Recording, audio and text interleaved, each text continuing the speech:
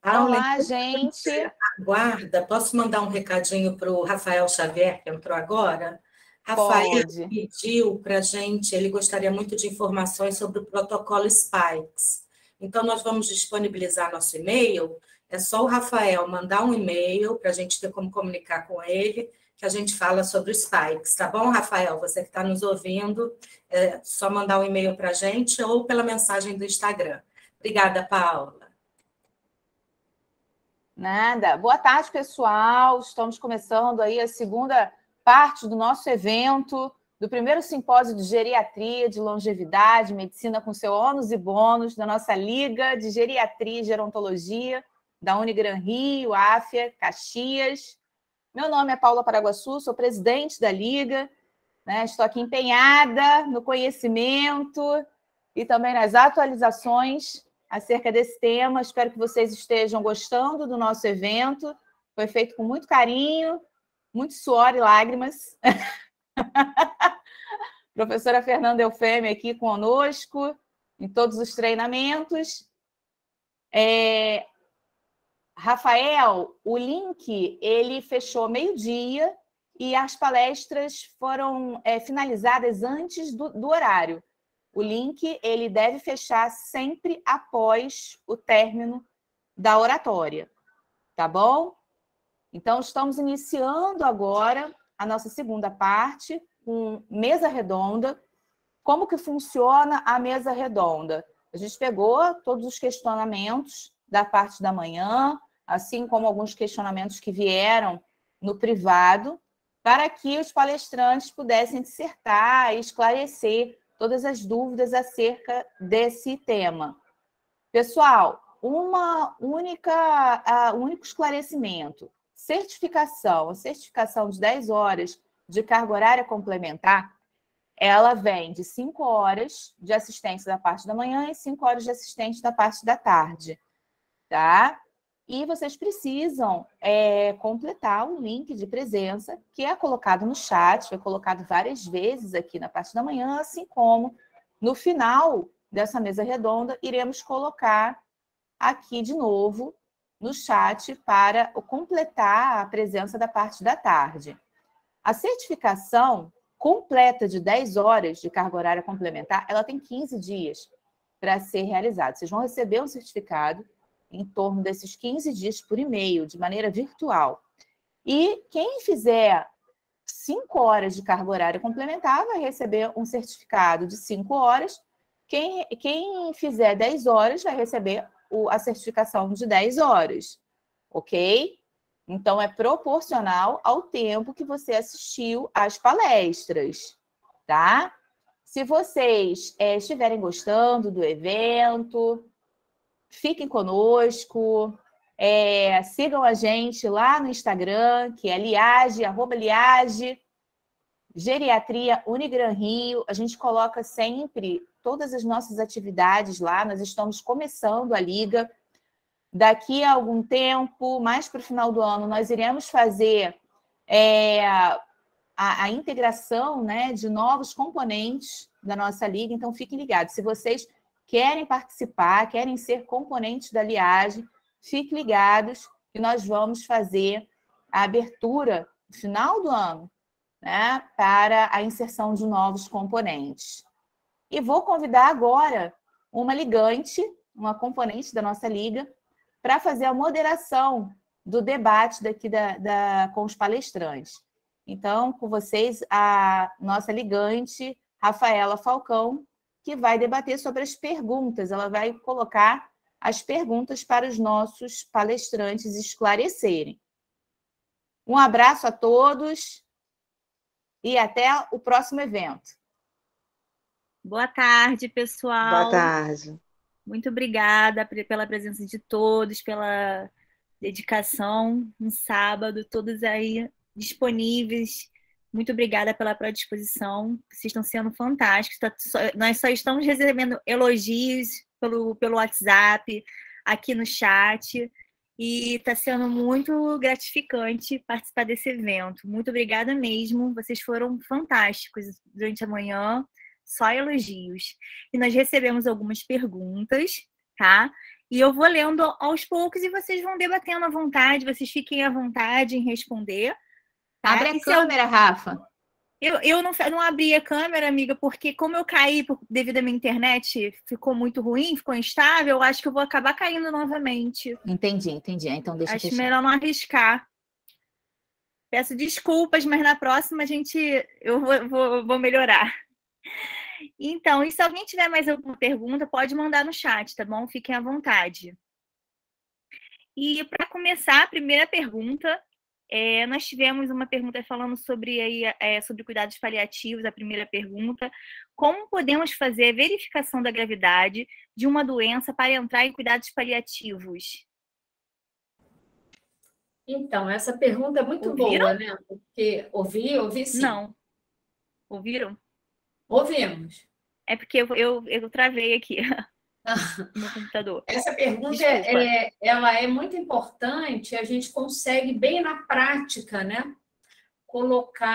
Explicar como é que pode ser feito o momento em que você identifica a necessidade de solicitar a entrada dos cuidados e tratamento paliativo. Né? Na realidade, o sonho de qualquer paliativista é que no momento de um diagnóstico de uma doença ameaçadora da vida, seja pelo seu curso natural, ou seja pelo evento, as intercorrências do seu tratamento, esse paciente já deverá estar em contato com a equipe de cuidados paliativos. Por que a gente diz isso? Porque um diagnóstico de uma doença que ameaça a vida já é um impacto e um desequilíbrio na vida daquela pessoa, respingando, claro, na vida da família. E o tratamento? Todo tratamento, ele apresenta um risco, né? Então, a gente não fala de doenças curativas ou não curativas como um limite para o cuidado paliativo. Não. A doença pode ser curativa, mas se no curso do tratamento dela a gente tem uma ameaça de morte, como é o caso dos linfomas, das leucemias e de algumas doenças neoplásicas, esse paciente tem indicação da equipe de cuidado paliativo. Né? A gente vai dar um exemplo de uma paciente que nós acompanhamos hoje. É uma paciente que é portadora de asma desde a infância, evoluiu com um quadro de enfisema e DPOC. No momento do diagnóstico da doença obstrutiva, já com uma idade avançada, já idosa, acima de 70, ela então parte para o cuidado com a equipe de cuidado paliativo. Por quê? Porque o DPOC é uma doença que qualquer tratamento que ela faça é para que nós possamos cuidar das intercorrências ou da fase aguda, né, da doença. Mas ela não é curativa. Ela não é curativa, ela segue com o risco de uma intercorrência, uma insuficiência respiratória por uma pneumonia, uma infecção grave, e esse paciente tem no diagnóstico o contato com a finitude, a aproximação com o momento da morte. Então, nós temos que deixá-lo, a partir do diagnóstico, ser protagonista da estratégia de tratamento. Claro que baseado na técnica. Então, o médico ele vai definir tecnicamente o que pode ser feito. Mas o paciente vai participar daquela decisão. E a equipe multidisciplinar passa a ter uma função muito importante. A fisioterapia, a reabilitação respiratória e, muitas vezes, o psicólogo precisa entrar para que ela possa conviver com esse contato com a finitude e poder trabalhar essa trajetória, né, com qualidade. Então, a pergunta é, em que momento a gente identifica? A gente identifica no diagnóstico de uma doença ameaçadora da vida, pelo seu tratamento ou pelo seu curso. Eu posso só essa fala, essa pergunta, ela vem demonstrar que a visão dos cuidados paliativos ainda tem uma relação direta com finitude.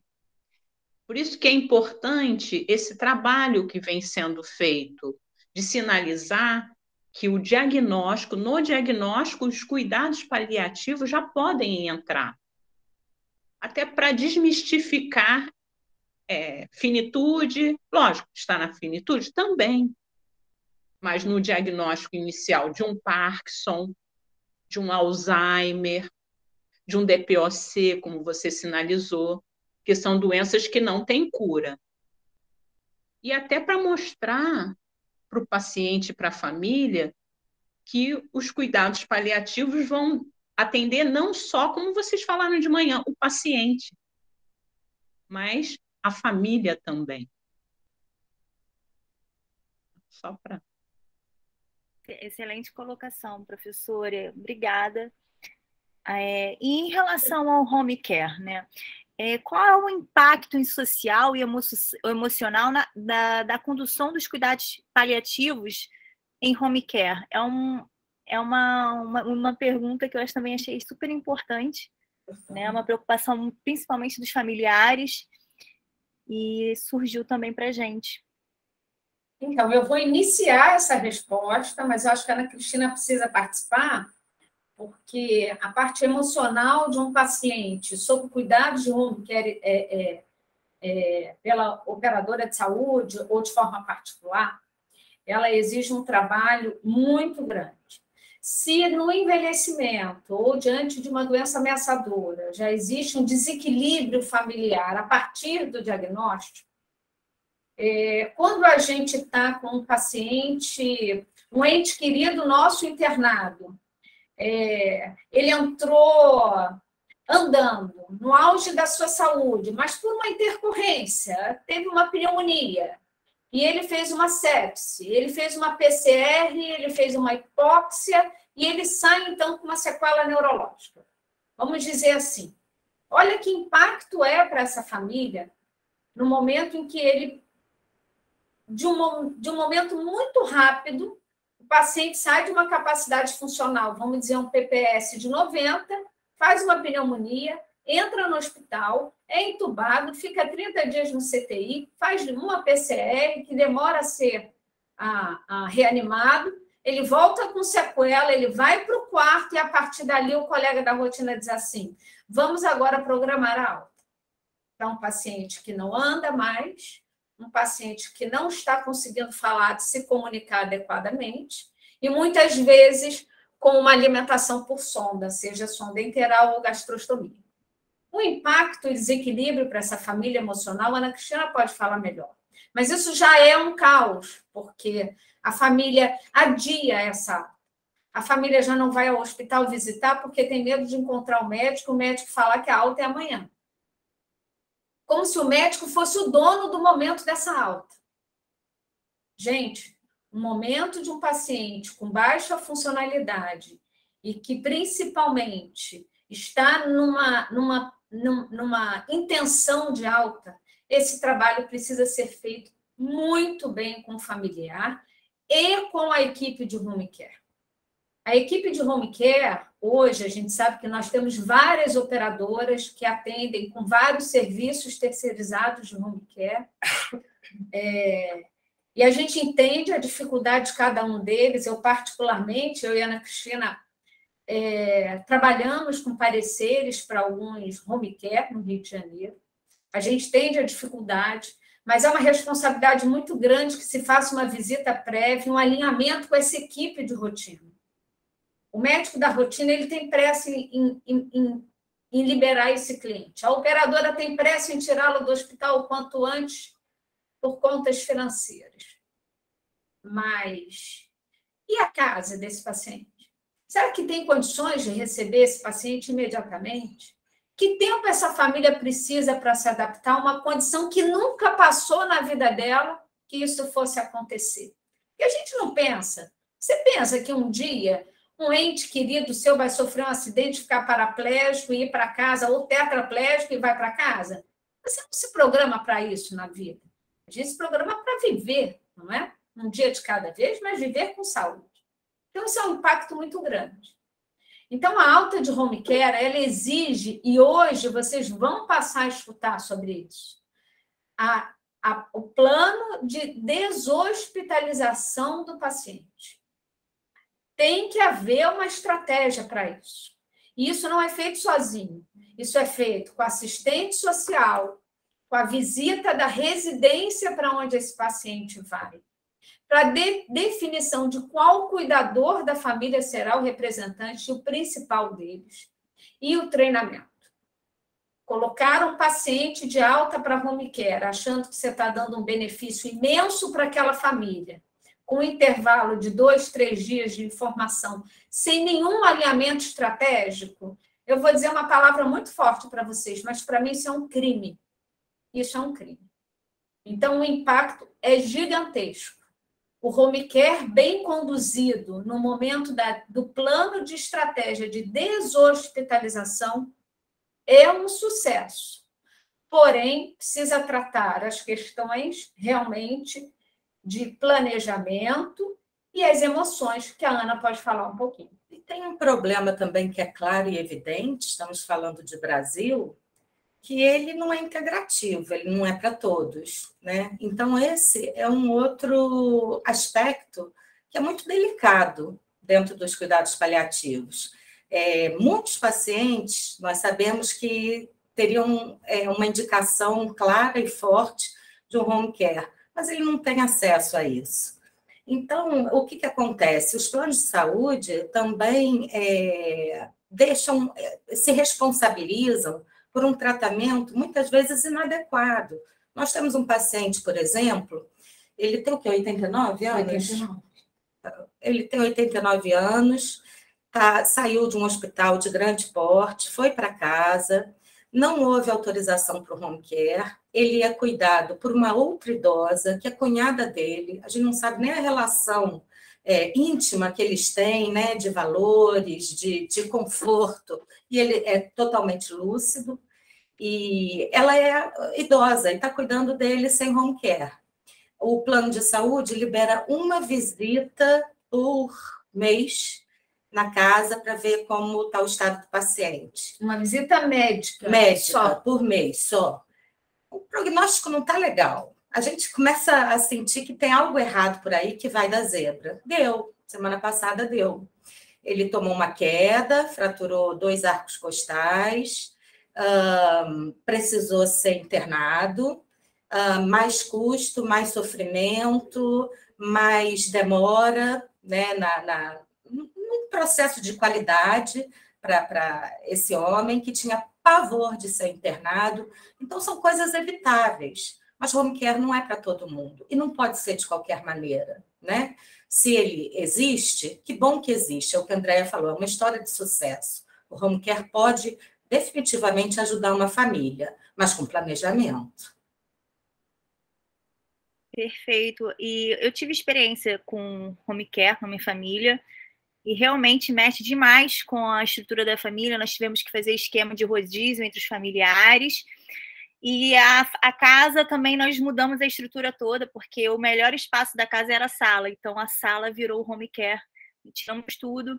E realmente a família tem que ter uma estrutura emocional muito grande. Só quem passou que sabe. Se não tivesse a estrutura, o negócio não funciona, não vai adiante. Muito obrigada, professora. E aproveitando, falando sobre situação terminal, né? Como promover a qualidade de vida desse paciente? Vocês falaram muito da qualidade de vida do paciente e surgiu essa pergunta, situação terminal. É bom até que para quem não conseguiu assistir de manhã, para poder ter uma oportunidade de ter um resumo breve agora, à tarde. A gente escuta muito no hospital, né, quando o cuidado paliativo entra num momento de terminalidade, o que é uma pena para a gente preferia ter entrado antes. Às vezes o paciente está internado há 2 meses, a equipe de cuidado paliativo não foi chamada. Quando faltam 2 dias para ele morrer, porque a gente consegue identificar sinais disso, a equipe é convidada a participar e assumir aquele paciente para o momento de morte. A gente escuta de muitos colegas assim, Olha, eu estou chamando vocês porque agora nós não temos mais nada a fazer.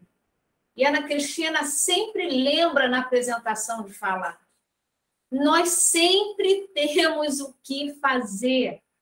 Se nós conhecemos, se nós temos técnica, se nós estudamos e compartilhamos com colegas de decisão e estratégia de tratamento, nós temos o que fazer para que esse momento de terminalidade seja com menos sofrimento, para quem morre e para quem assiste morrer, principalmente a família. A família precisa ser orientada e conhecer também aquilo que irá acontecer. Então, aqueles ruídos de fim de vida, aqueles roncos de fim de vida, né, que incomodam tanto alguém que está assistindo, é importante que eles saibam, olha, provavelmente ele evoluirá desta forma. Virão roncos, virão secreção. E nós temos como controlar. Nós temos como controlar o ronco, a gente tem como controlar as secreções, a gente tem como iniciar a sedação paliativa, se assim for de comum acordo, e entendermos que será um alívio para o paciente. Eu lembro muito bem, Fernanda vai lembrar, de um paciente internado no hospital, com uma aplasia de medula decorrente de uma intoxicação por tinta.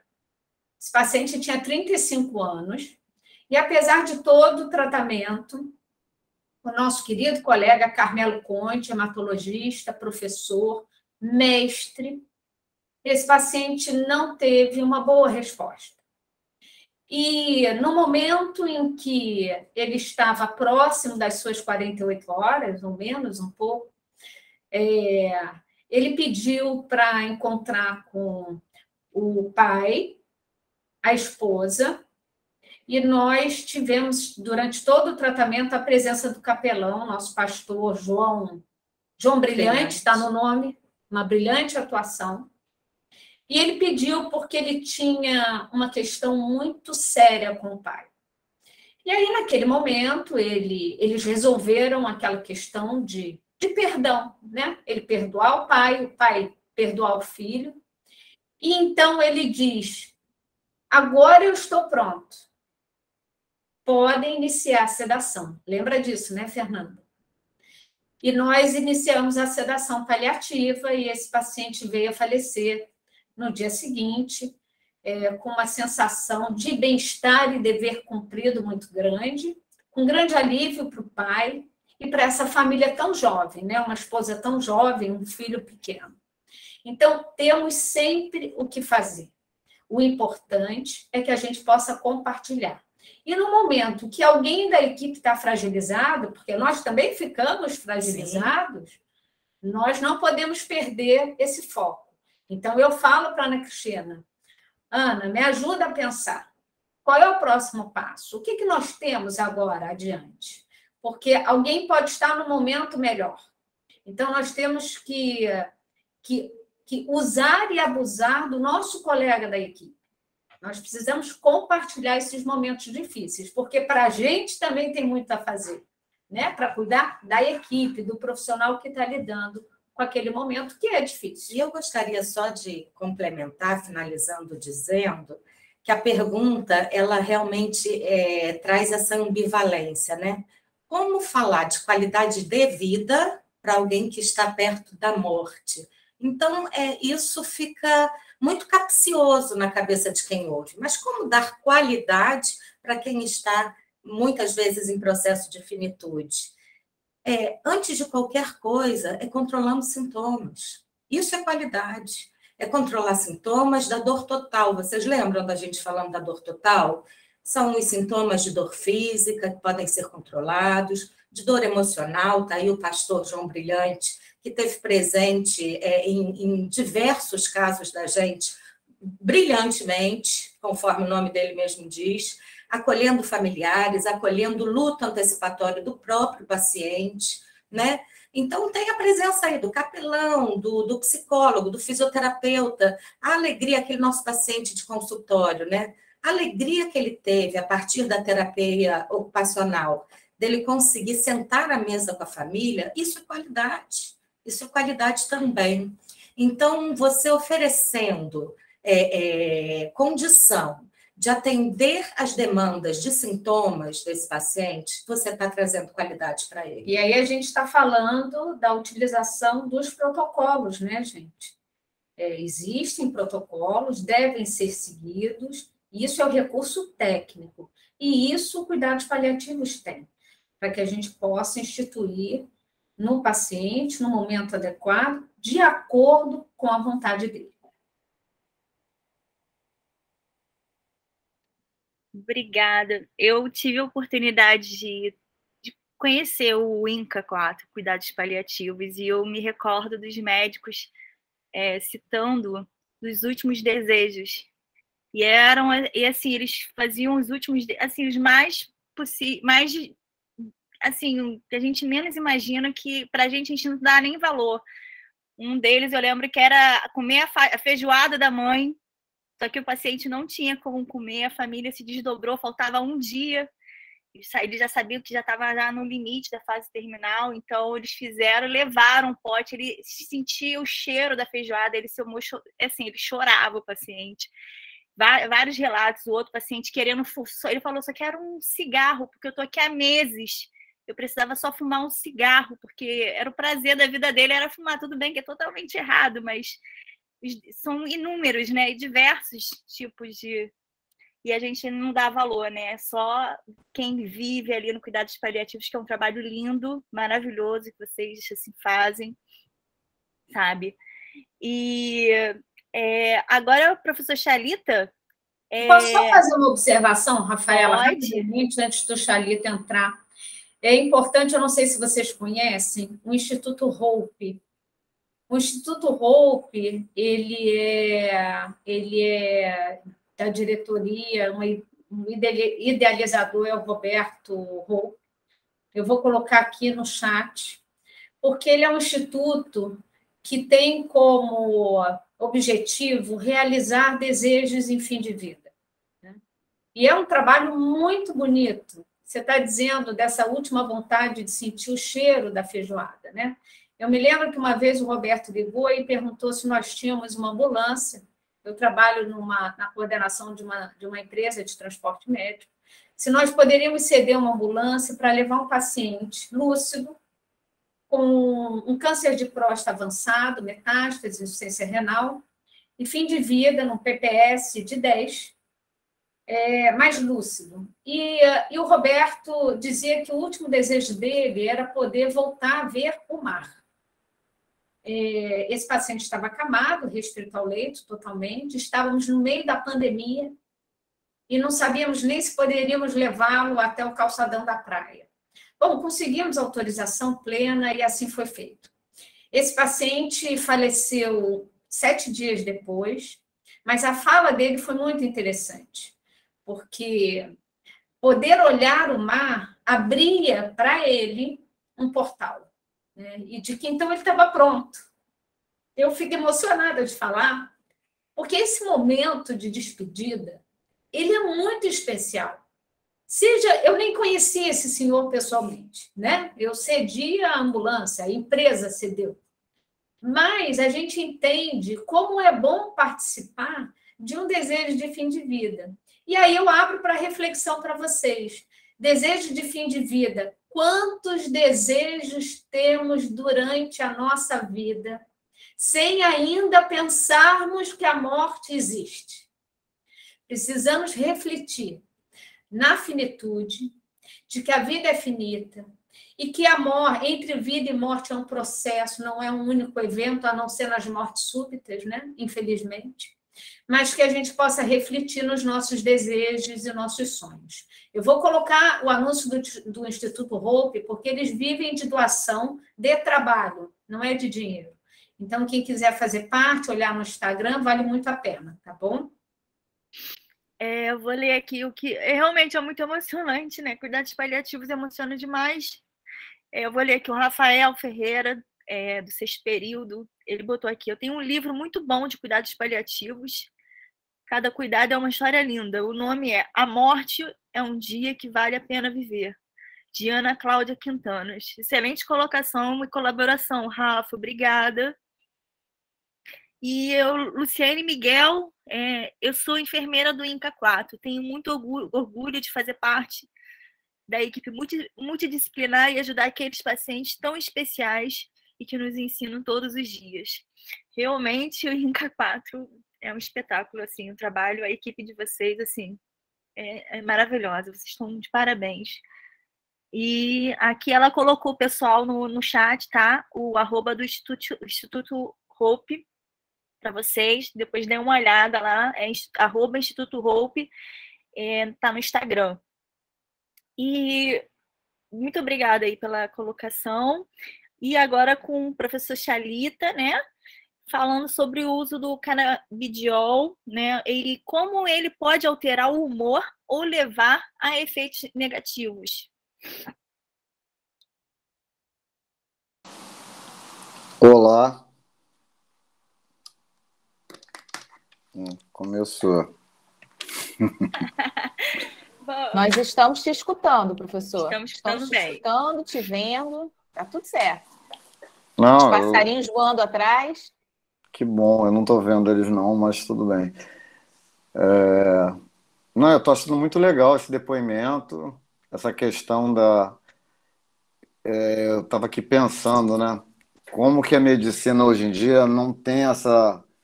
Falta essa questão da humanização, né? E vocês aí estão abordando, assim, o tema e levando para a questão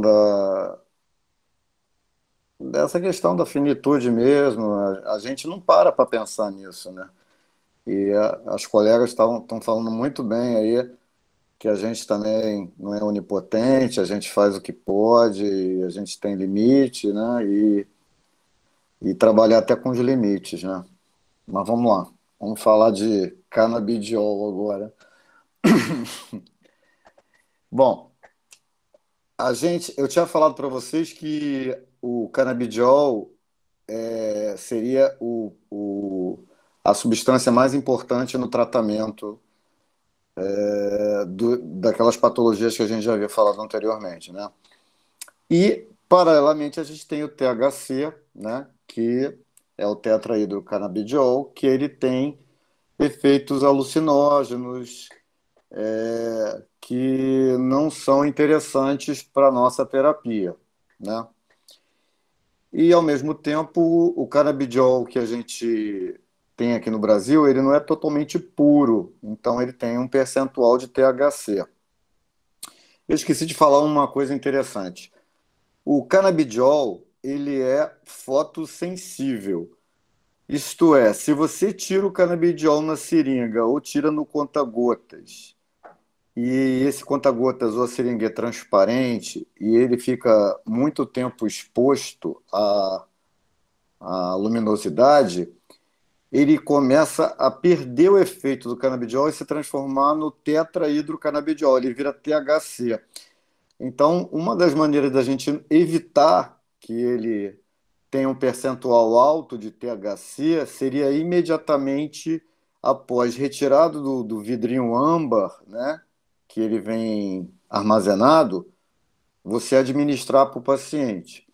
Uma outra indicação, né, que a gente faz, orientação,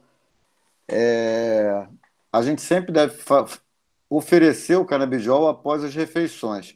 A gente nunca deve oferecer com um pH muito ácido, né, o estômago vazio, porque ele diminui a absorção do canabidiol, consequentemente aumenta a absorção do tetrahidrocanabidiol, THC. Também é uma outra orientação. Sempre a gente dá o canabidiol após a ingestão alimentar, tá?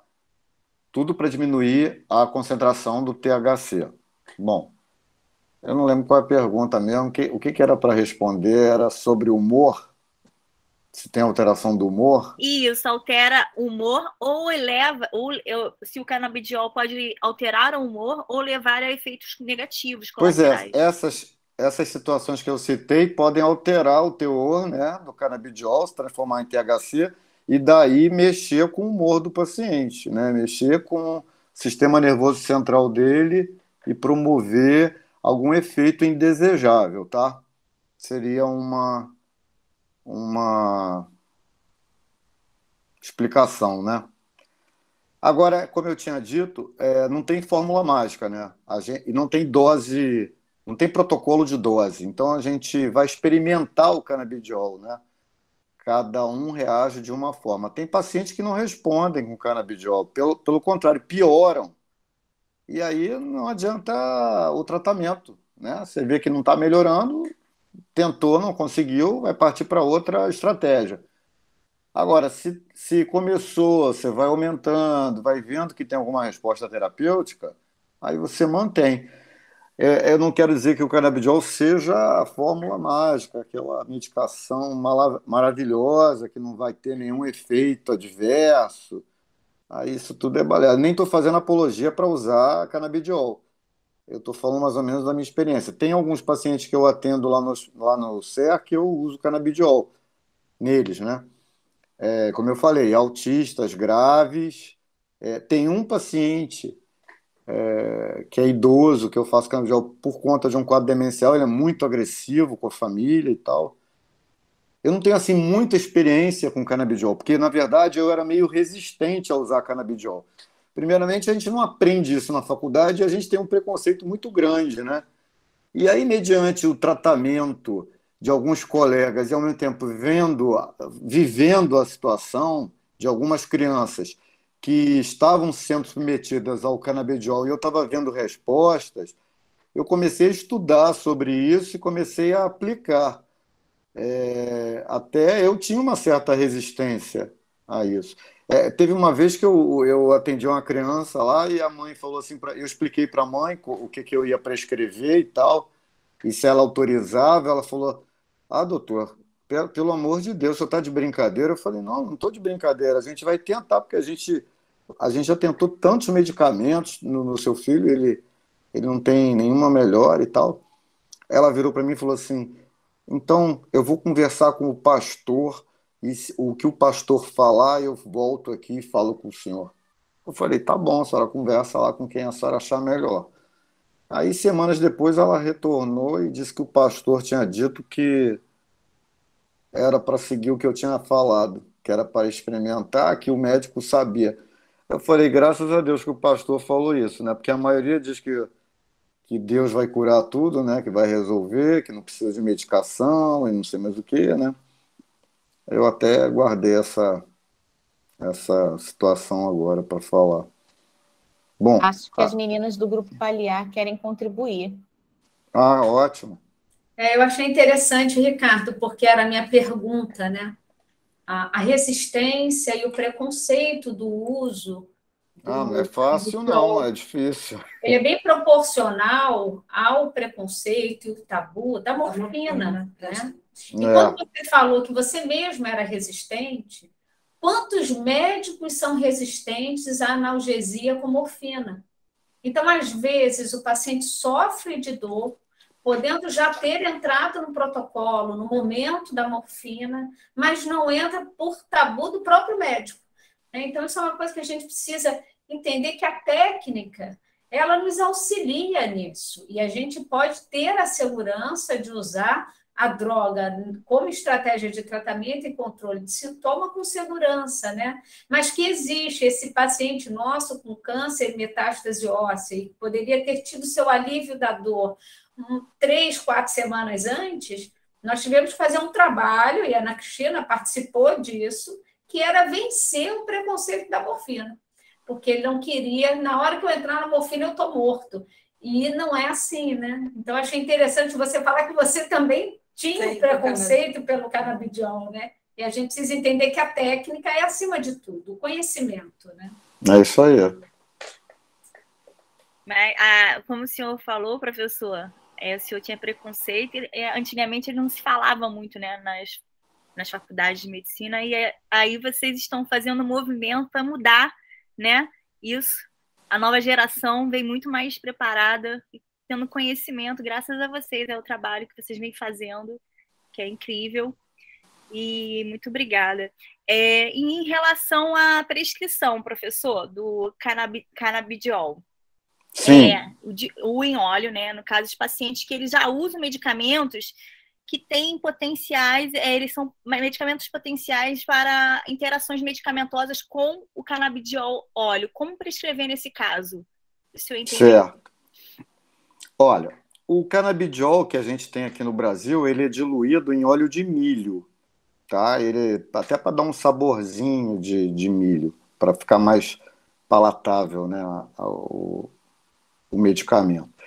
E o problema do canabidiol é a questão hepática, porque ele é metabolizado no fígado, e aí você tem que estar atento quais os medicamentos que esse paciente usa que são, né, que passam pelo fígado, né, sofrem biotransformação, e ao mesmo tempo tem alguma interação com aquela enzima CYP450. Aí você tem que ver a questão da proteção hepática e da administração concomitante com medicamentos que também sofrem metabolização hepática, que você pode potencializar ou tirar a ação do medicamento, ou promover uma nova substância e produzir um efeito tóxico, né, principalmente para o fígado. Vou te dar um exemplo. Um paciente epilético que toma canabidiol, a gente evita usar levetiracetam associado, que é um anticonvulsivante. Por quê? Ou a gente faz com doses muito baixas e vai monitorando as enzimas hepáticas. Eles costumam promover hepatite medicamentosa. É um exemplo aí que eu estou dando. Então, a maioria dos medicamentos que têm metabolização hepática, quer dizer, eles são hepatotóxicos, associados ao canabidiol, aí é uma associação meio perigosa que o médico tem que estar atento. Aí tem várias drogas, né? Aí depende muito do paciente, né? Da idade do paciente, do que ele tem, o que você quer tratar e dos medicamentos que ele usa de uso contínuo, né? Que você não vai poder substituir nem parar de administrar. E Não sei se não sei se... Respondeu sim, professor. Perfeito, colocação. E o uso dele prolongado tem efeitos adversos, professor? Olha, isso aí eu não posso te dizer, porque eu tenho pouco tempo de experiência e a literatura também não fala disso, né? Eu acho que é muito precoce a gente falar, mas a princípio não tem nenhum efeito. O único efeito ruim, vamos dizer assim, né, que você vê é a sedação. Por exemplo, você pega uma pessoa que a pessoa dorme o dia inteiro usando, né, o canabidiol, aí você diminui a dose, diminui as tomadas, e mesmo assim ele continua muito sedado. Aí você vê que não é um... Você não quer que a pessoa fique 24 horas dormindo, né? Tem gente que usa isso para, por exemplo, no paciente terminal, no paciente que tem dor, né, um paciente com fibromialgia, ou tem uma artrite reumatoide e tem uma dor, né, muito intensa. Tem alguns colegas que deixam a pessoa sonolenta o dia inteiro. Aí eu não vejo isso como terapia, né? Eu acho que isso aí não é legal. Eu acho que a gente tem que ter uma consciência de ver até que ponto tá valendo a pena usar e dizer dos efeitos colaterais, sinceramente, não sei te dizer. Eu acho que o principal é esse, a sedação excessiva. Entendi. E em relação ao paciente, o paciente ele pode se tornar dependente químico e com o uso do canabidiol, professor? Pois é isso que eu tinha dito. Quem causa a dependência química não é o canabidiol, e sim o tetrahidrocanabidiol, que é o THC. Então, como a gente não tem misturas aqui com maior teor de canabidiol, no rótulo vem dizendo, tem menos de 2%, ótimo, mas não é tão purificado assim. E se você não souber manejar com canabidiol, aquilo que eu falei, ele é fotossensível. Se você deixar a luminosidade penetrar, o canabidiol que você tem num teor alto passa a ser tetrahidrocanabidiol. Então, ele fica com uma quantidade maior de THC. Consequentemente, você vai ter uma maior probabilidade de desenvolver esses efeitos no sistema nervoso central que podem levar a alucinações, delírios, a questão até da dependência química mesmo, né, da substância. Então, o ideal é você usar o canabidiol puro. Só que o canabidiol puro só vende importado e custa em torno de R$ 1.500 a R$ 1.800 mês. Esse é o purificado. Esse sim, ele até vem com uma formulação que não se transforma em THC. Aqui no Brasil, não. Entendi. Mas é mais difícil o acesso. E em relação ao paciente com Parkinson, ele é efetivo, professor? O uso do canabidiol? Pois Fizeram é. essa pergunta no chat. Olha, o que vem a ser a doença de Parkinson? É uma doença degenerativa, né? Neurológica, degenerativa da substância negra. Bom, você tem uma diminuição de dopamina, consequentemente você começa a ter sintomas motores e sintomas não motores, né, na doença de Parkinson. Aí que eu vou falar. De um modo geral, o paciente com doença de Parkinson ele é avaliado e acompanhado pela neurologia. Só que, muitas das vezes, quem faz o diagnóstico de doença de Parkinson não é o neurologista, e sim o psiquiatra. Aí vocês vão perguntar, ué, como a pessoa não vê que começa a tremer, né, perder o equilíbrio, começa aquela marcha a ficar muito lenta, né, e tal? Não. A maioria dos pacientes que têm doença de Parkinson, eles abrem a doença de Parkinson com um quadro de depressão. Então, aí quem trata a depressão é o psiquiatra.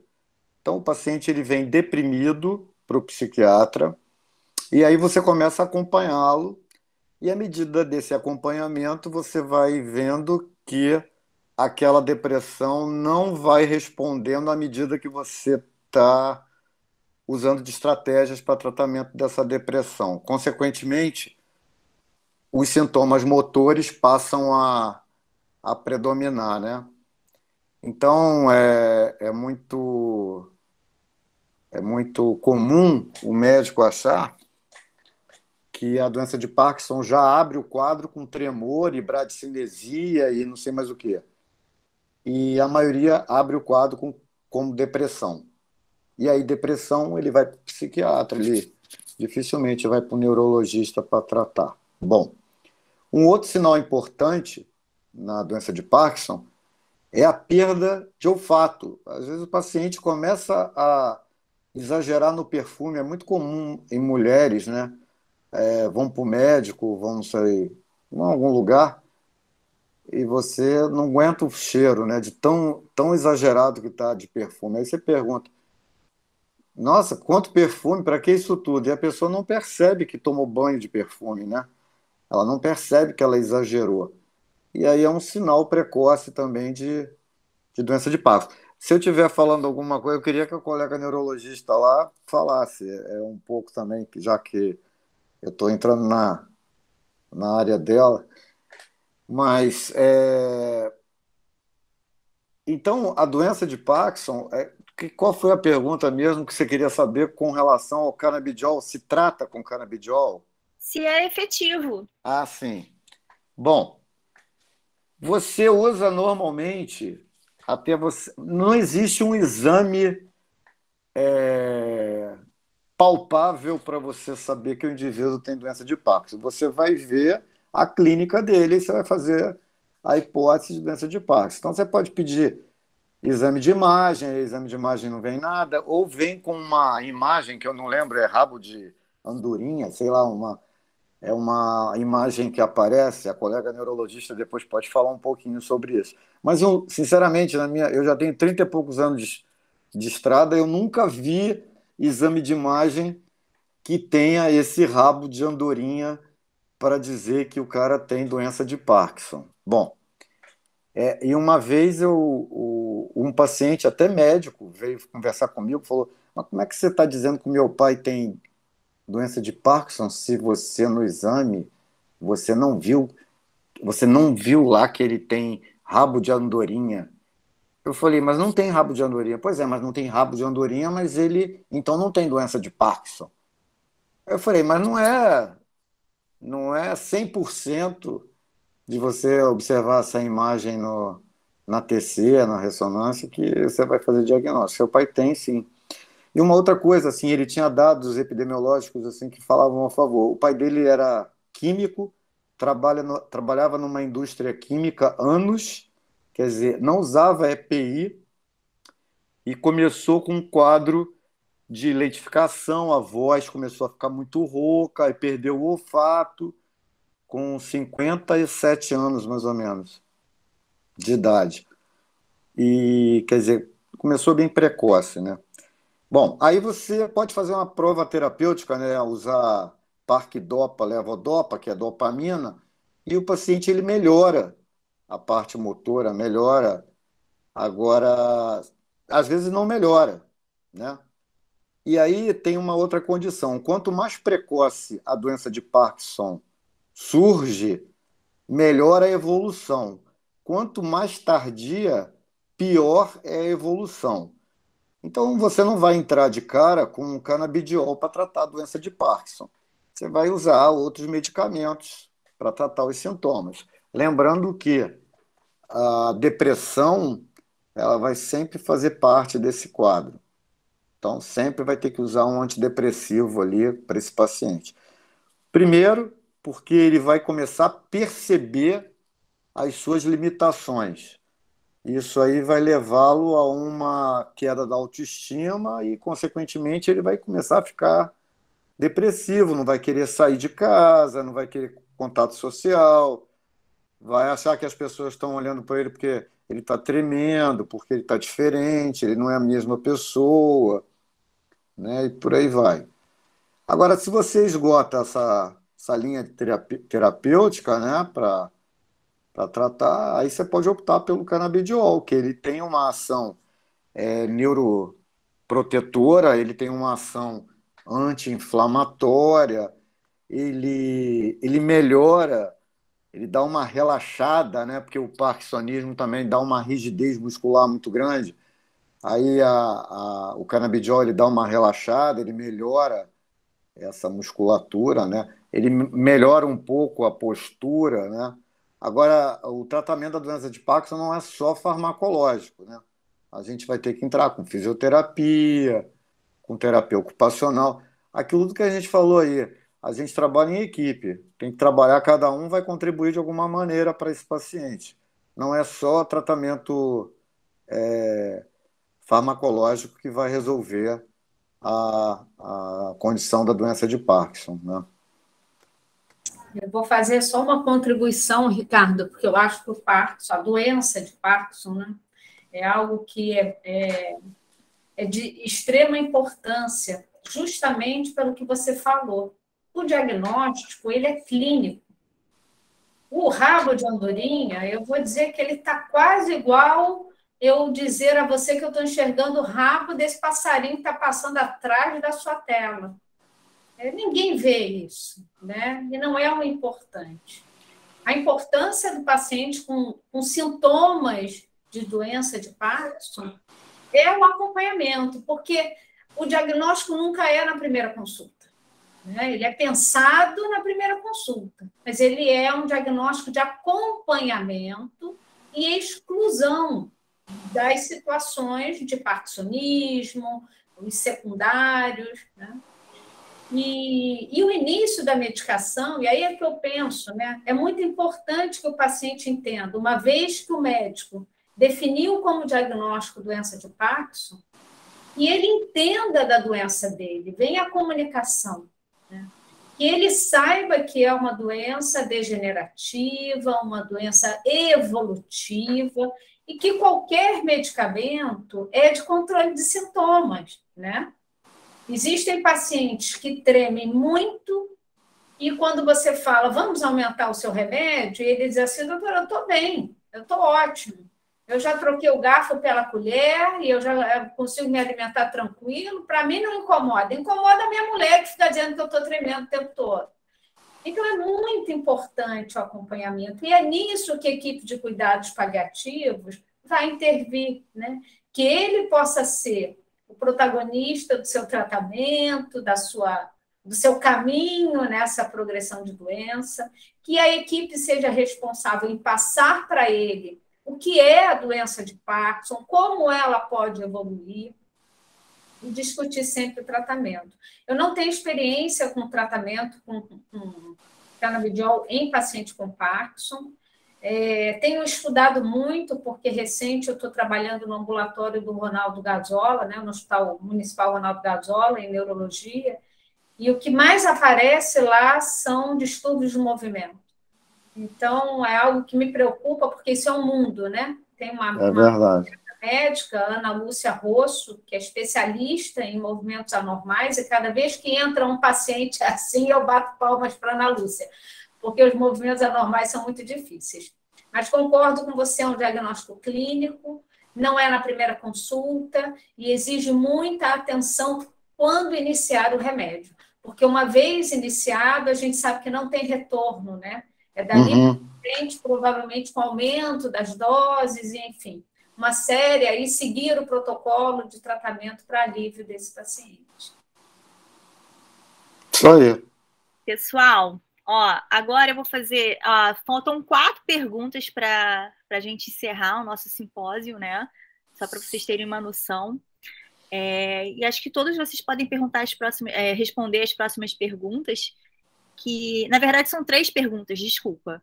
Faltam 3 perguntas para a gente encerrar o nosso simpósio, para todo mundo já se planejar e prestar atenção no chat, né? Porque o pessoal depois fica pedindo link. Então, essas 3 perguntas vocês podem nos ajudar. É a seguinte, a primeira. Como fugir da polifarmácia, aquela quantidade absurda, né, de medicamentos no envelhecimento? Posso responder? À vontade, professor. Todos vocês, fiquem à vontade. Olha, primeiramente, eu acho que a anamnese do paciente idoso tem que ser uma anamnese bem diferenciada, vamos dizer assim, né? Porque você encontra idosos que adoram tomar medicação e idosos que odeiam, né? É 8 ou 80. E aí você tem que avaliar que tipo de paciente é esse que você está atendendo. Se pela abordagem você vê se ele é aquele paciente que gosta de tomar medicação, que toma muita medicação, ou aquele outro que é resistente à medicação, não gosta de tomar medicamentos, né? E a partir daí você fazer um rastreio no que ele está tomando, né? Porque muitas das vezes ele está tomando de forma duplificada ou tripla, né? A mesma medicação com nomes, né? Com nomes comerciais diferentes, porém a mesma substância química, né? Porque ele foi num médico, o médico passou, ele foi num outro especialista, o outro especialista passou a mesma coisa com outro nome e por aí vai. E ele vai acumulando aquela quantidade de medicamentos desnecessariamente, né? Então, acho que a primeira questão é essa, fazer uma boa abordagem, né? De preferência, o idoso tem que ser acompanhado por um especialista, né, em paciente idoso. Aí, na prática, a gente vê que a maioria dos médicos se intitulam geriatras, mas eles não têm especialidade de geriatria. Eles simplesmente gostam de atender idosos e são clínicos, né? E acham que a clínica médica é suficiente para dar embasamento para eles atenderem geriatria, né? Também tem essa outra questão. Muitas das vezes o idoso ele é poliqueixoso porque, na verdade, ele é um idoso deprimido, né?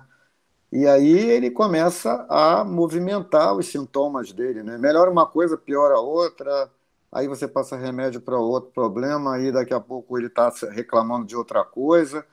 E aí, na verdade, qual é o fundo do problema desse idoso? É um quadro depressivo atípico. Ninguém percebeu, porque ele não está chorando, porque ele não está entristecido.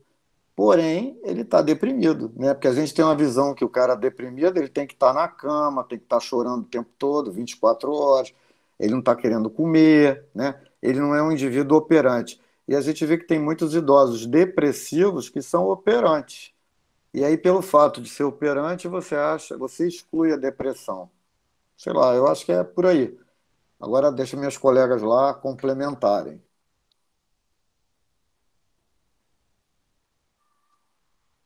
Assim, pegando o gancho do Chalita aí sobre a questão do paciente deprimido, e às vezes o paciente, quando ele chega numa certa idade, ele já vem tomando medicação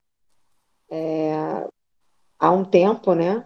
E ele fica também, se sente preso a isso. Então, esse modelo de higiene dessa nova, desse novo modus operandi, né? A pessoa que tomava remédio para dormir porque trabalhava demais e de repente ela tem a vida mais parada, teoricamente, ou praticamente também, e aí ela começa a ter necessidade de tomar para dormir, de ela precisa dormir, faz um uso abusivo, né?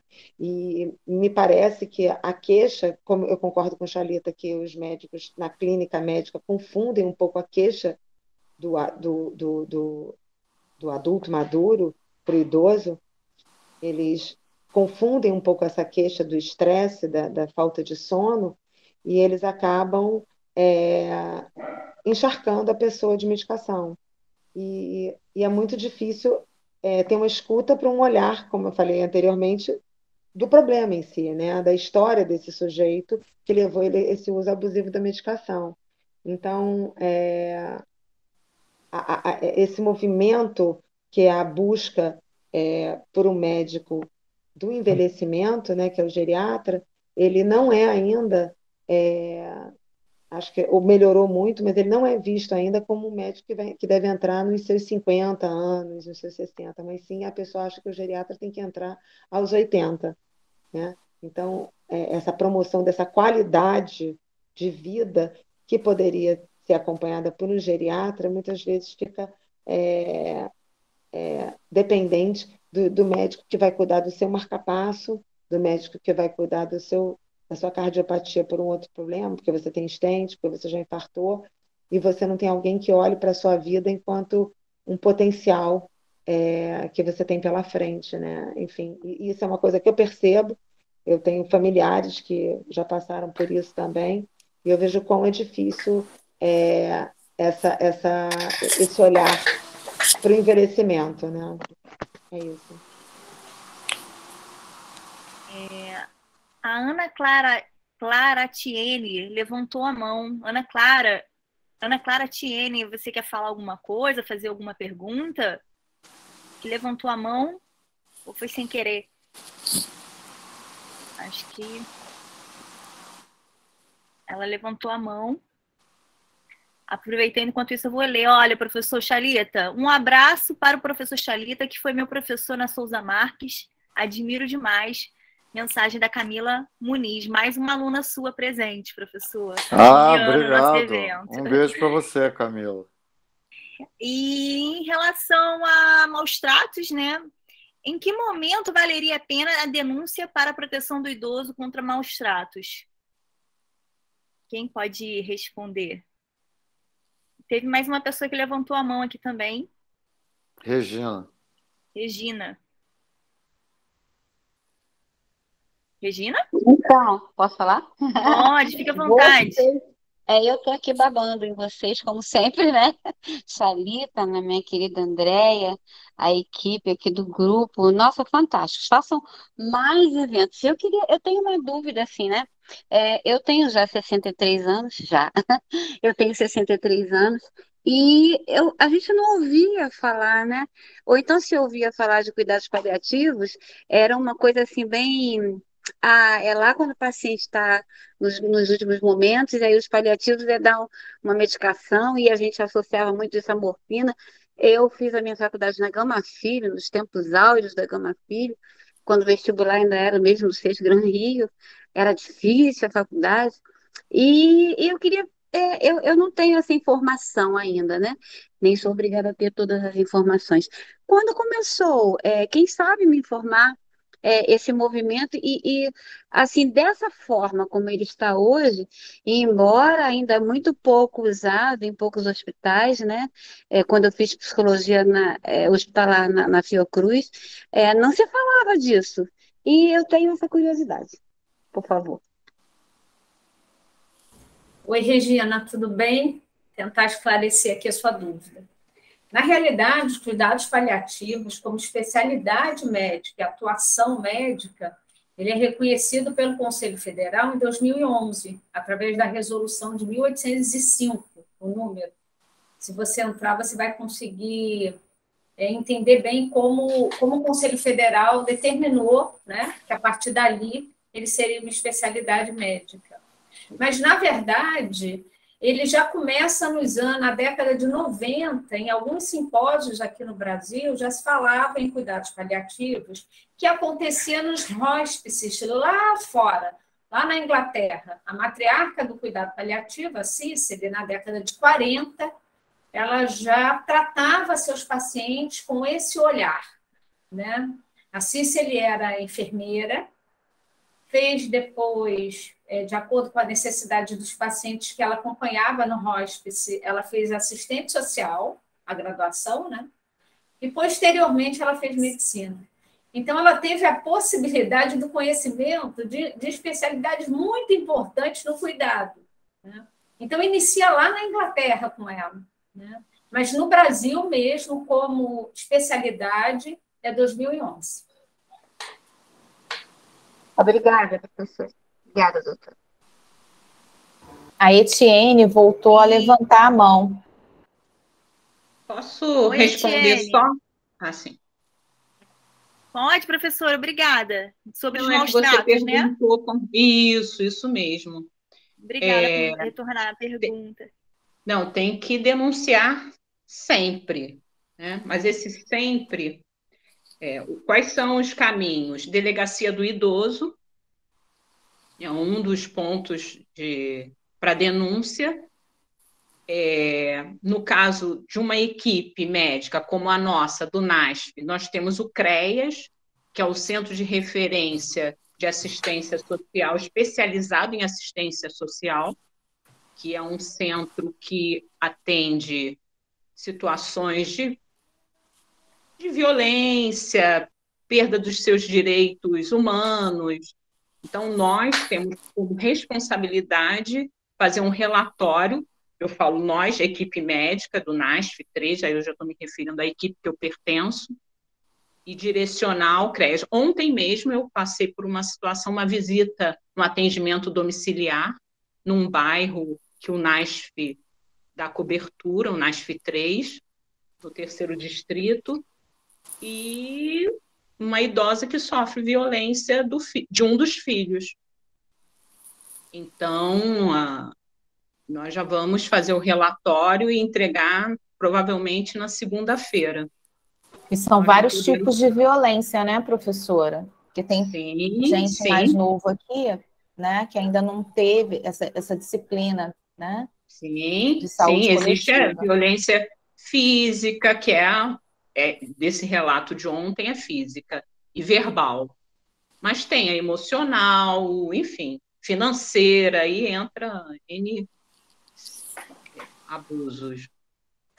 De responsabilidade. Não esquecendo, Fernando, aquelas outras situações que a gente observa, né, muitas das vezes lá nos nossos atendimentos, né, que essa questão dos maus tratos, muitas das vezes o próprio idoso ele não reconhece, porque a gente acha que os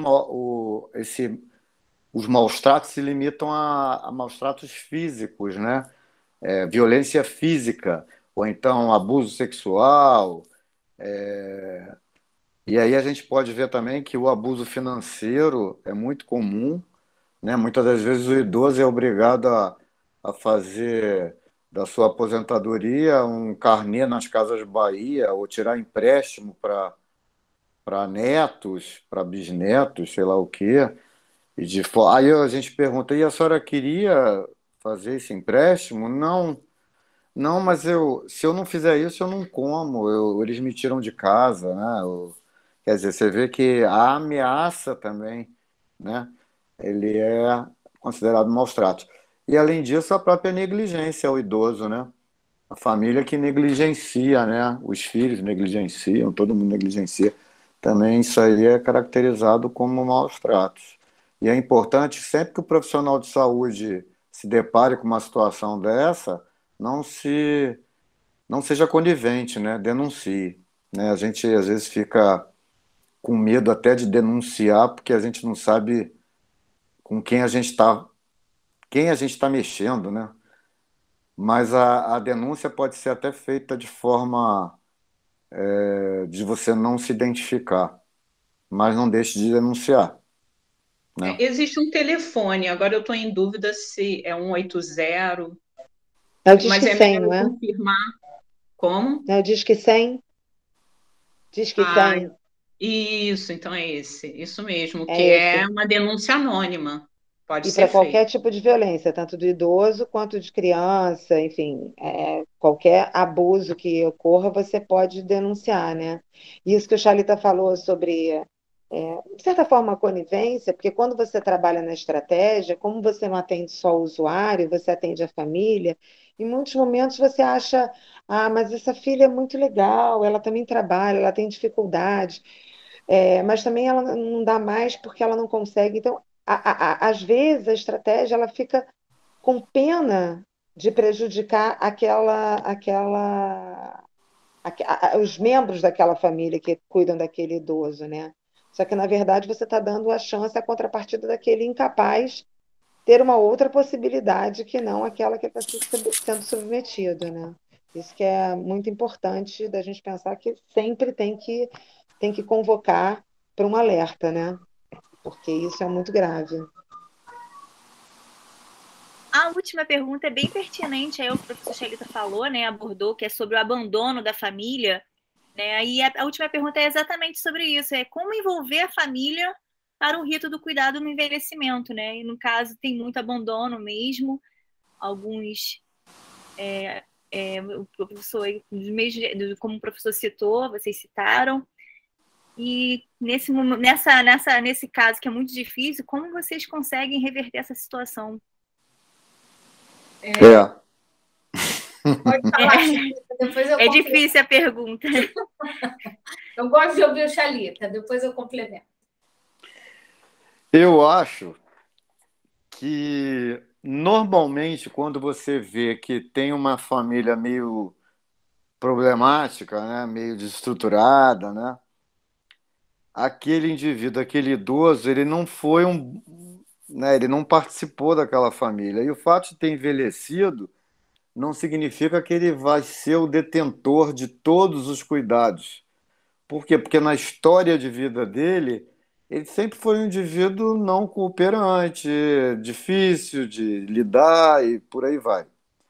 Mas também a gente tem que colocar para essa família que ele agora não vai ser pelo fato dele ter tido uma vida não tão que fugia às expectativas, né, daquele núcleo familiar, não significa que ele tenha que ser maltratado, que ele tenha que ser punido nesse momento do envelhecimento. Eu acho que a gente tem que deixar isso bem claro para a família, porque às vezes a família passa a descontar tudo aquilo que vivenciou de ruim com aquele idoso, aquela idosa, durante a trajetória de vida. Normalmente o idoso, quando ele é benquisto, né, a gente não tem esse tipo de problema, não. Pelo contrário, você vê que tem carinho, tem cuidado, né, tem ternura na relação. Mas em alguns casos não, né? E quando não há, provavelmente essa questão é porque esse idoso foi um capetinha na vida, né? Vamos dizer assim. E agora ele está precisando de cuidados e aí ninguém quer dar o cuidado para ele porque ele nunca mereceu e agora ele não vai merecer. E aí a gente tem que ver isso aí e tentar trabalhar essas questões aí de relacionamento com esse idoso. E uma outra questão é que às vezes o idoso está adoecido, né? Está demente, está repetitivo, se perde dentro de casa, dá muito trabalho, e as pessoas não querem trabalho, né? Elas não querem assumir. E aí você começa a perceber que a dificuldade na aceitação daquele idoso é por conta do comportamento do idoso em função de alguma doença que ele tenha e que não está sendo vista e que não está sendo tratada, né? Também não merece maus tratos, né? Merece ser tratado. Eu acho que é isso que eu acho. Vê aí o que os colegas também podem acrescentar. Eu acho que você traz uma coisa muito importante, que é a narrativa de vida de cada um, né? E eu me lembro de um caso, acho que Fernanda vai lembrar, um paciente internado por muito tempo no hospital, e nós não tínhamos contato com a família. Nós não encontrávamos a família. Não faltava nada a ele. Era naquela época em que, para o hospital, a família tinha que levar fralda, tinha que levar o hidratante, sabão, shampoo, né? Então, de vez em quando a gente tinha que pedir. O material chegava, mas a gente não tinha contato com o filho, que era um filho único. Até que um dia, ele estava muito próximo do momento, né, de morte, e nós insistimos muito que o filho comparecesse. E eu, particularmente, tive a oportunidade de estar com ele. E na porta do quarto, quando eu fiz menção a entrar e trazer o filho junto, ele disse: opa, doutora, eu não vou entrar. Eu falei: mas você é filho, eu sou pai, ele está no fim de vida. E ele me disse o seguinte: doutora, o que meu pai é para a senhora é um paciente que precisa dos seus cuidados médicos. Mas a senhora não sabe o que o meu pai significa para mim em toda a minha vida. Eu não tenho afeto. Então, nada faltará a ele, porque ele tem o dinheiro dele, e o que vocês me pedirem, eu vou colaborar. Mas eu não tenho afeto a dar a ele. Então, eu não vou entrar nesse quarto. E aí, é aquilo que automaticamente, na época, eu muito mais nova do que hoje, vem um julgamento, né? E a gente tende, às vezes, a condenar a outra pessoa. E eu acho que nesse papel da gente entender que cada idoso, cada indivíduo escreve o seu caminho, escreve as suas relações, os seus afetos, nós temos muito que respeitar e ter a escuta do outro lado. Porque é isso que o Ricardo falou. Nem todos terão, não vou dizer merecimento, mas terão afeto a receber, porque não puderam fazer essa relação. Cabe sim que legalmente o filho é responsável. Então ele precisa gerenciar aquele dinheiro, ele precisa, se não houver dinheiro, ele precisa gerenciar tudo que o familiar, pai ou mãe, precisar. Mas ele não é obrigado a cuidar diretamente, porque ele não tem afeto nenhum. Então, a gente tem que ter muito cuidado e não julgar e estar aberto, se em algum momento aquele filho quiser resgatar alguma relação, que a gente possa estar pronto a acolhê-lo e a recebê-lo para esse fim. É o que a gente torce, mas nem sempre a gente vai ter esse sucesso. Ah, excelente. A Regina levantou a mão. Regina, você quer falar, Regina? Fica à vontade. Regina? Oi, aqui? Então, diante dessa experiência que a professora contou agora, né? Eu tive algumas boas experiências no Hospital Mocidade do Carmo. Semelhantes a essas, sabe? Quando o paciente conseguia ainda falar, às vezes escrever, quando escrevia ou quando não sabia escrever, a gente fazia uma colagenzinha. Quando não conseguia fazer colagem nem escrever, usava um gravadorzinho, né? E aí a pessoa falava alguma coisa.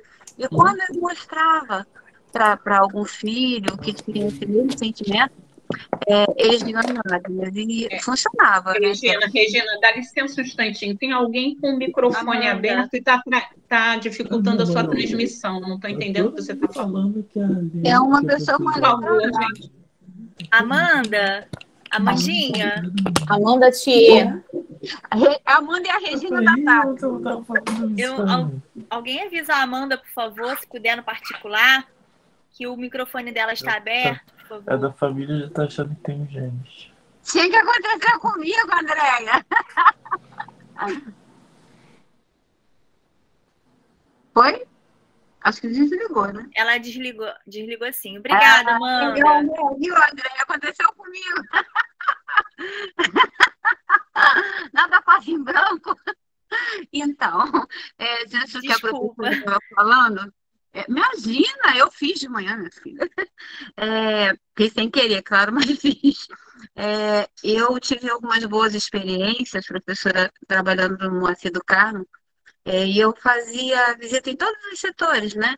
Então, diante de alguns pacientes assim, eu carregava um gravadorzinho, né? E eu tinha um gravador quando a pessoa não conseguia escrever ou colar. Então, eu fiz algumas colagens, levava recortes de revista, eles escolhiam, e aí eu colava qual seria entregue, né, à pessoa da família que não queriam vê-los. E eu consegui alguns sucessos, foi muito bom. Vinham as lágrimas, às vezes aceitavam ver, às vezes não, mas eu sentia que tinha acontecido alguma coisa ali e retornava para o paciente. Mas é legal a presença da psicologia, né, Andréia? É sempre bom, é bom demais. Eu sou apaixonada por isso. E apaixonada por cuidados paliativos também. Obrigada. Bom, essa foi a última pergunta. Quero agradecer a todos. A Paula vai encerrar, né, o nosso evento com a professora Fernanda. Muito obrigada a todos. O Guilherme aqui elogiou também, falou que a Liga está de parabéns. O Guilherme é do 5º período. Ele elogiou aqui também. A outra, vários elogios aqui. Marina Guedes também falando que está excelente o evento. Gente, vocês estão de parabéns. Muito obrigada mesmo. E vou deixar a fala com a Paula e com a professora Fernanda. Muito obrigada a todos. Olá, pessoal. Boa tarde. Falando aqui novamente. Eu estou muito emocionada, muito feliz, né, desse primeiro evento da Liga, o primeiro simpósio da Liga de Geriatria e Gerontologia da Unigran Rio Caxias, na medicina, e eu fico muito honrada de tê-los conosco, né, o Grupo Paliar, professor Chalita, professora Andréa Lino, né, que são pessoas que trabalham diretamente com a temática e só engrandeceram o nosso dia de hoje. Muito obrigada pela aceitação de estar aqui conosco. O professor Chalita querendo sair, a gente agarrando ele, não vai ficar conosco.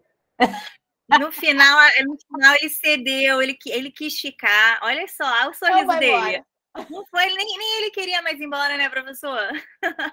Não vai embora, vai ficar com a gente. Já agora vamos continuar, agora tá bom, agora tá, a cachaçinha tá aí, boa, vamos continuar. O Chalita é nosso, a Raul.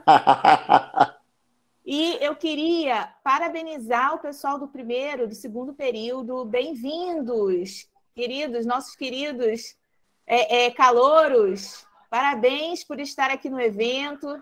É a primeira vez que eles vieram num evento online nosso aqui, aí ficaram até um pouco confusos com link de presença, tudo, mas sempre assim, na primeira vez, isso aconteceu com a gente também. Jéssica, Vitor... Tem uma galera boa aqui, parabéns, bem-vindos à medicina. É legal, mas é bom, né? É legal, a gente fica assim se descabelando, mas é bom, a gente está ali sempre na discussão. Participem bastante desses eventos, pessoal, porque vocês ganham carga horária complementar e escutam outros profissionais. É sempre importante a gente escutar outros profissionais que não são os nossos professores, porque a gente tem opiniões diferentes acerca do mesmo tema e aprende mais, assim, de diferentes abordagens. Tá? Bem-vindos, continuem assim, angariando cada vez mais conhecimentos. E é assim mesmo, primeira vez é sempre enrolado e a partir de agora vocês vão estar craques. Sigam a gente lá no Instagram, Liga de Geriatria da Unigran Rio. E vem com a gente. A gente está sempre fazendo evento. Esse é o primeiro simpósio de vários que vão acontecer aí pela frente. Tá bom? Passo a palavra para encerramento para a professora Fernanda. Reforço os agradecimentos falados pela nossa presidente Paula, Ana Cristina, Andréia, Chalita, Andréia Viana. Muito obrigada e quero utilizar umas palavras do Mário Sérgio Cortella. Abro aspas. Afeto e conhecimento, se não for compartilhado, se perde. Então, hoje, no nosso dia, houve um compartilhar de afeto e de conhecimento. Então, muito obrigada e até a próxima atividade nossa. Ok? Obrigada, pessoal. Foi um prazer. Beijo grande. Beijo. Tchau, pessoal. Prazer. Beijo grande, gente. Obrigada e até a próxima. Obrigada, o próximo evento, pessoal. Excelente. Fiquem ligados. Excelente que a gente vai colocar no dia. Instagram. E liga, parabéns. Liga. É verdade. Obrigada. Tchau.